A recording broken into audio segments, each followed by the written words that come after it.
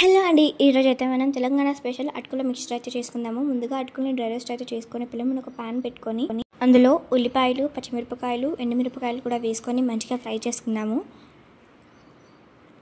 తర్వాత ఫ్రెష్గా తెంపిన కరివేపాకును కూడా తెంపి పెట్టుకొని అందులో వేసేసుకున్నాము.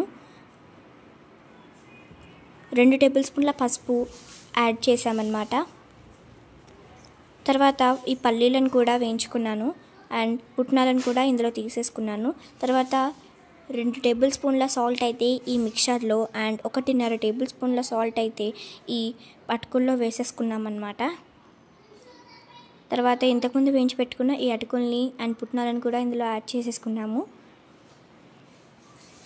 మనకి 2 వేస్ ఉంటాయన్నమాట. అటుకులని డ్రై రోస్ట్ చేసుకోవడం అండ్ ఆయిల్లో ఫ్రై చేసుకోవడం. మేమైతే డ్రై రోస్ట్ అయితే సెలెక్ట్ చేసుకున్నాము. ఇక తర్వాత ఈ మిక్సర్ని అటుకుల్లోకి అయితే తీసుకొని మంచిగా మిక్స్ చేసుకున్నాము.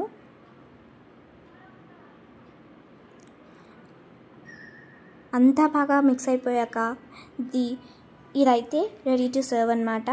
మీకు నచ్చితే లైక్ చేయండి. బాయ్.